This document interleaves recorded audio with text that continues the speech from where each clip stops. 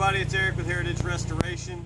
Want to do a demonstration of soft washing for you. I got my machine set up here. I got a low pressure set up right now. I'm going to wash this piece of styrofoam. Just a basic piece of styrofoam here. I'm gonna wash that with a low pressure here. I'm going to show you what we got.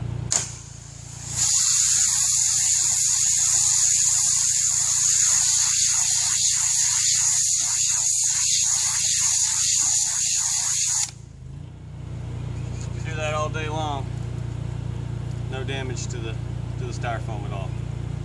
Okay, now let's set it up for high pressure, which is not the way we do it. We're washing a house. Let's see what that does.